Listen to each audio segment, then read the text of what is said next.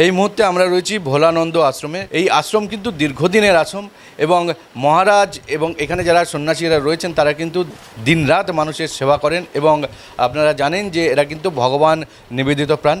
তো কিছু ঘটনা সাম্প্রতিককালে সংবাদের শিরোনামে এসছে, তো সেই বিষয় এবং অন্যান্য বিষয় নিয়ে আমরা আজকে মহারাজের সঙ্গে কথা বলে নেব। মহারাজ অনেক অনেক প্রণাম, নমস্কার নেবেন। আচ্ছা, কি বলবেন মানে সাম্প্রতিককালে যে এরকম ঘটনা ঘটছে তাতে আমি দেখতে পাচ্ছি আপনি একটুখানি মানে মর্মাহত এবং হাসছেন কোথাও গিয়ে, যে কি হচ্ছে ব্যাপারটা কি জানেন তো, এই যে আচমকা যদি কোনো ঘটনা ঘটে সেটা না কানবেন না হাসবেন।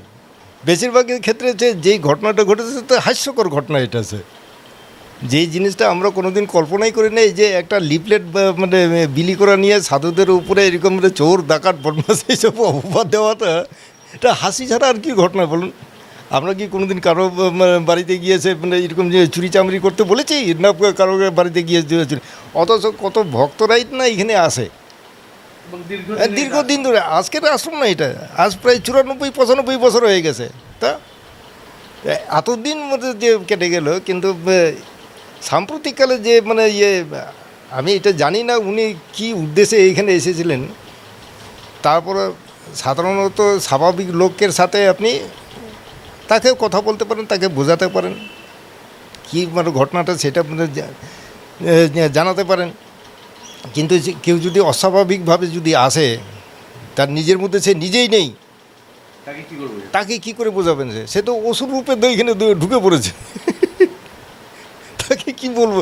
আমি তো প্রথম দিকটা দেখো মানে ঝুট ঝামেলা চারুদের উপরে অত্যাচার মানে যে এরকম গালাগাল দেওয়া বলুন বা মারধর করাই বলুন, সে দুই একজনকে ওরা মানে গায়ে চড়তা পড়তে পারে, এটা তো ঠিক না। সাধুদের উপরে সে এটা তো ঠিক না, সেটা হ্যাঁ খুবই অন্যায়।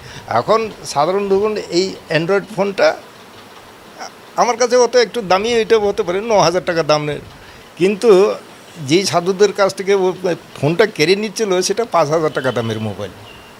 বেচারি তার ওই 5,000 টাকার মোবাইলটার জন্যে সে তার কাছে হাতে পায়ে ধরছে, বাবা তোমরা ভাঙবে না, এটা আমাকে এই একটাই মোবাইল আমাকে দিয়ে দাও। তার জন্য গায়ে হাত দেবে? অনুচিত সেটা তো আপনারা মিডিয়াতে এই যে ঘটনাটা উনি নিজেই লাইভ টেলিকাস্ট করছিল, সেটা আমি তো জানি না সেটা, যে উনি ওই যে মানে ক্যামেরা দিয়ে যে উনি মানে লাইভ টেলিকাস্ট করছেন ফেসবুকে। এটা দেখে তো সবাই মানে যে আমাকে ফোন করছে, কী হলো মহারাজ আপনার আশ্রমে? প্রথম দিকটা তো আমি হকচকিয়ে গিয়েছি ব্যাপারটা, আবার মানে একদল চলে গেলো, আবার একদল মানে কী ব্যাপার বলে এই দেখুন এই যে মোবাইলে দেখুন এইসব মানে। তখন দেখি যে সত্যি সত্যি ওর মানে সে এই যে যেগুলো ভাষাগুলো বলেছিল অকথ্য ভাষায় মানে সত্যি রেকর্ড না হলে তো কিছুই হতো না সে। হ্যাঁ, কারণ আমার সিসি ক্যামেরাটা আছে, সিসি ক্যামেরাটা সবই উঠেছে, কিন্তু আওয়াজ তো আর আসছে না। ওরা ঢুকেছে, ওই যে হাত পা অঙ্গভঙ্গি করছে এগুলো নিয়ে দেখা যাচ্ছে, কিন্তু উনি যে এটা লাইভ করেছেন সেটা তো ওনার নিজেই নিজের চরিত্রটা উনি নিজেই প্রকাশ করেছেন। এই যে ঘটনা, এই ঘটনা ঘটার পরে মানে প্রথম প্রতিক্রিয়া আপনার মধ্যে কি হলো, যে এই একটা এরকম একটা শান্ত পরিবেশ, একটা আধ্যাত্মিক জায়গা, সেইখানে এইরকম একটা মানে উপদ্রব? না না, আমি প্রথম দিকটা যখন উনি ঢুকলেন আর কি, যেরকম চিৎকার করতে করতে মানে সে যে ঢুকলেন, তাতে আমি বললাম যে দেখ মানে যে আচমকা এই দুপুর রোদ্রের গরমের মধ্যে আবার মানে কার কি মাথা গরম হলো আবার।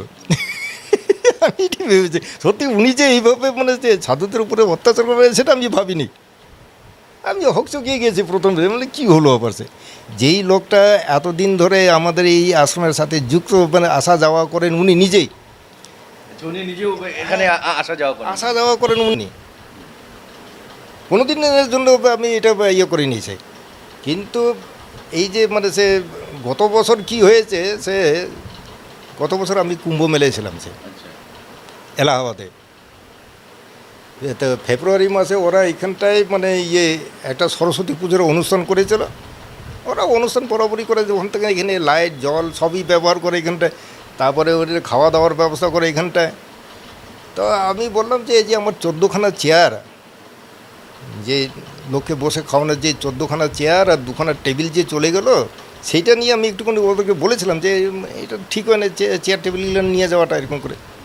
আশ্রমের সম্পত্তি যদি আপনার চলে যায় আপনি তাকে বলবেন না, সেইটাই মনে হয় মনের মধ্যে গেঁথেছিল ওনার ক্রোট, যেটা বলি আমি।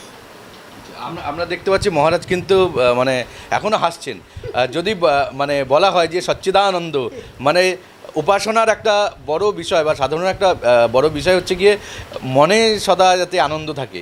তো এইরকম একটা পরিস্থিতিতে এইরকম একটা মানে হতচকিত মানে ব্যাপারের মধ্যেও কিন্তু মহারাজ কিন্তু হাসছেন। মানে আমরাও দেখছি আসার পর থেকে, শুরুর পর থেকে কিন্তু মহারাজ এখনও পর্যন্ত হেসেই চলছেন। উনি ব্যাপারটা ঠিক বিশ্বাস করতে পারছেন না যে এইরকম একটা ঘটনা ঘটে গেছে। যাই হোক মহারাজ, এর থেকে আমরা একটু বাইরে বেরোই। তো সেইখানে দাঁড়িয়ে আপনারা এত যে সেবার কাজ করেন এবং এখানে যারা সন্ন্যাসী রয়েছেন বা যারা সাধু রয়েছেন তারা কাজ করেন, তো এটা কিন্তু একটা স্বাভাবিক প্রবণতা চলে আসছে অনেকের ক্ষেত্রে, অনেক জায়গাতে। সেখানে মানুষ নিজের হতবুদ্ধি নষ্ট করছে। আপনারা তো মার্গদর্শন করান, এর থেকে পরিত্রাণের উপায়টা কি? যেমন ধরুন আমাদের আশ্রমের নিয়ম হচ্ছে কি, ধরুন আমরা সকালবেলা উঠে ঠিক সকাল 6টার সময় আমরা গীতা পাঠে বসে, ভোরবেলায় আমাদের মন্দিরে পুজো পার্বণ হয়ে যায়। সকালবেলা উঠে গীতা পাঠ করে তারপরে আমরা এই মানে যে আমাদের যে যাবতীয় জপ ধ্যানের মানে যে অন্যান্য কাজ যেগুলো হয়, তারপর ভক্তরা আসে তাদের সাথে বসে মানে তাদেরকে যতটা সম্ভব আমার পক্ষে তাদেরকে উপদেশ দেওয়া। সবাইকে তো আর আমার উপদেশটা যে মানতে হবে তার কোনো গ্যারেন্টি নেই, যে যার মনে, কিন্তু অনেকেরই ভালো লাগে, অনেকেরা সেটা আবার মানে হয়তো নাও ভালো লাগতে পারে। কিন্তু তাই বলে এই নয় যে আমি কোনোদিন কারোকে যে তুমি মানে এই ধর্মের প্রতি করো না, এই ধর্মের প্রতি, তোমার যেটা ভালো লাগে, তোমার যেটা মনে চায় সেটাকেই করবে। আমাদের যে আশ্রমের পরম্পরা যদি বলে যে আমরা জপ ধ্যানের মধ্যে আমরা বেশিরভাগ মানে করি, সেই ক্ষেত্রে অনেকে আছে সকালবেলা উঠে মানে সে মানে উঠবে তো সে 9টার সময় কি 10টার সময় উঠে। সাধারণত বেশিরভাগ আজকাল এইটাই হয়, যারা বিশেষ করে যারা চাকরিজীবী। আমরা বলি কি যে সকালবেলা ওঠার মানে ওঠাটা হচ্ছে একটা শরীরের পক্ষে ভালো। ভোরবেলা যত মানে উঠবে, উঠে আপনি ফ্রেশ হয়ে নিয়ে আপনি একটুখানি হলেও যদি ঠাকুরের নাম করেন, বেশি কিছু করতে হবে না, একটুখানিও যদি ঠাকুরের নাম করেন তাতে তোমার দেখবে কল্যাণ হবে। সে না, এখন আবার রাত্রেবেলা সঙ্গী হয়ে গেছে অনেকের মোবাইল। মানে আপনি যে মোবাইলের কথা বললেন সেই মোবাইল, এবং হয়তো এরকম দিন আসছে সামনে যে পাশে স্ত্রী শুয়ে রয়েছে, তাকে হয়তো মোবাইলে ফোন করে বা হোয়াটসঅ্যাপে বললো যে তুমি লাইটটা বন্ধ করো, আমার একটু অসুবিধা হচ্ছে, এরকম হতে পারে। তো সেই জন্য যেহেতু দেড় রাত পর্যন্ত সজাগ থাকছেন বা অনিদ্রা অবস্থায় থাকছেন, সকালে গিয়ে সেই সকাল সূর্য দর্শনটা হচ্ছে না। আমাদের হরিদ্বারে, আমাদের এটা তো ব্রাঞ্চ আশ্রম, ছোট আশ্রম এটা। আমাদের হরিদ্বারে হচ্ছে মেইন আশ্রমটা হচ্ছে হরিদ্বারে সে ভোলাগিরি মহারাজ থাকতেই উনি ওখানটা একটা সংস্কৃত বিদ্যালয় করে গেছেন, বাচ্চাদের পড়ানো, মানে সে বেদ বেদান্ত এইসব পড়ানো। কাশিতেও আমাদের মানে ওখানটায় আছে, আশ্রম আছে। সেইখানে যারা ওই মানে হরিদ্বার থেকে যারা মানে মধ্যমা পর্যন্ত পড়ে যারা শাস্ত্রী পড়ার জন্য আসতেন, তাদের জন্য বেনারসে আছে। এই যে সকালবেলা উঠে বাচ্চাদেরকে মানে সে শিক্ষা দেওয়া, সেই সব মানে তো এখন প্রায় উঠেই গেছে। আমাদের আশ্রমে না হোক সামান্য কিছু আছে, কিন্তু এটা অ্যাকচুয়ালি করা উচিত ছিল। আমাদের সরকারেরও এইসব বিষয় নিয়ে একটু ধ্যান দেওয়া দরকার। যে গুরুকুল মানে যে এই যে নয় যে শুধু মানে গুরু শিক্ষা, কিন্তু গুরুকুল হচ্ছে যে বিদ্যালয়টাকে আমরা সাধারণত বলি, বিদ্যালয়টা হচ্ছে গুরুকুল। এই বিদ্যালয়ের শিক্ষাটা হচ্ছে মেন।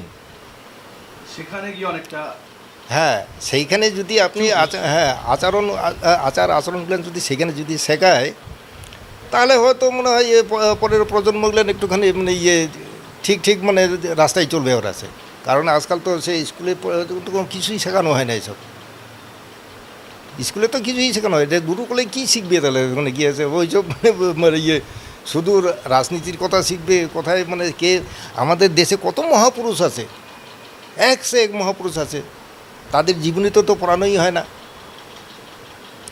তাদের জীবনীগুলো যদি পড়ানো হতো, মনে হয় এই বাচ্চাদেরও মনে কিছুটা তো প্রভাব পড়বে, পুরোটা না হোক কিছুটা তো প্রভাব পড়বে। সেই জায়গাটাতে অনেক চুপ রয়ে যাচ্ছে। তো মহারাজের সঙ্গে কথা হলো, তো আমরা অনেক কিছু জানতে পারলাম। আমরা বাংলাদেশের কথা শুনেছি যে সেখানে ধর্ম পালন করতে গেলে বা ধর্মের আচার অনুষ্ঠান করতে গেলে অনেক কিছু হয়। এখন এই বাংলাতেও এরকম অনেক সময় চলছে, এই বাংলাতেও চলছে সেটাই। বাংলাদেশে যেটা হচ্ছে সেটা আমাদের এই বাংলাতেও হচ্ছে সেটা। আপনি যদি মানে যে ধর্মের বিষয়ে যদি আপনি কিছু বলতে যান, আপনি মুসলমানের কথা বলেন, ও সব ঠিক আছে, ওরা মাদ্রাসায় মানে সে মারদাঙ্গা শেখাচ্ছে, সেটা ঠিক আছে, কিন্তু আমাদের স্কুলে তো এগুলো তো শেখানো হয় না সাধারণত। সে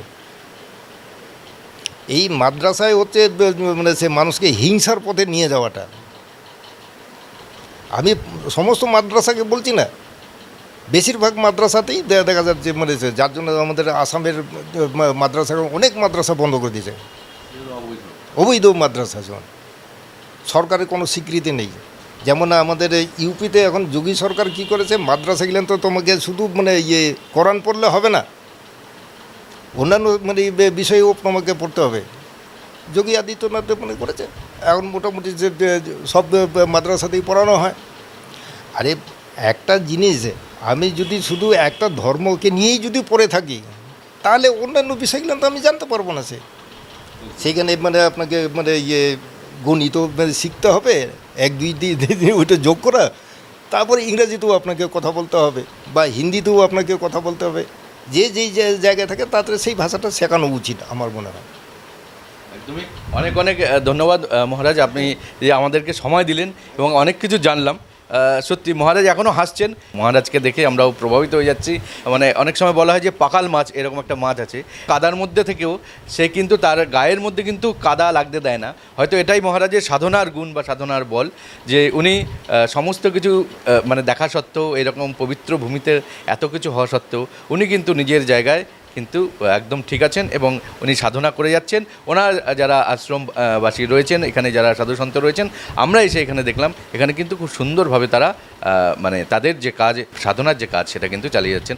আমরা জানি যে শ্রীমদ্ ভগবদ্ গীতায় ভগবান শ্রীকৃষ্ণ নিজে বলেছেন, यदा यदा हि धर्मस्य ग्लानिर्भवति भारत अभ्युत्थानम् अधर्मस्य तदात्मानं सृजाम्यहं परित्राणाय साधूनां विनाशाय च दुष्कृतां धर्म সংস্থাপনার্থায় সম্ভবামি যুগে যুগে। অর্থাৎ সাধুদের পরিত্রাণ করার জন্য ভগবান যুগে যুগে নিজে অবতীর্ণ হবেন। এবার প্রশ্নটা হচ্ছে গিয়ে, সাধুদের পরিত্রাণ করার জন্য কি সত্যি সত্যি ভগবান আসবেন, নাকি প্রশাসনকে ব্যবস্থা নিতে হবে সাধুদের বাঁচানোর জন্য, নাকি শেষ পর্যন্ত সাধুদের নিজেদের পরিত্রাণের উপায় নিজেদেরই বার করে নিতে হবে, নাকি সাধুদের এখনও আরও অত্যাচার সহ্য করতে হবে অত্যাচারের ঘরা পরিপূর্ণ না হওয়া পর্যন্ত। তো যাই হোক মহারাজ, অনেক অনেক ধন্যবাদ, অনেক অনেক মানে প্রণাম আপনাকে এতক্ষণ আমাদের সঙ্গে সময় দেওয়ার জন্য।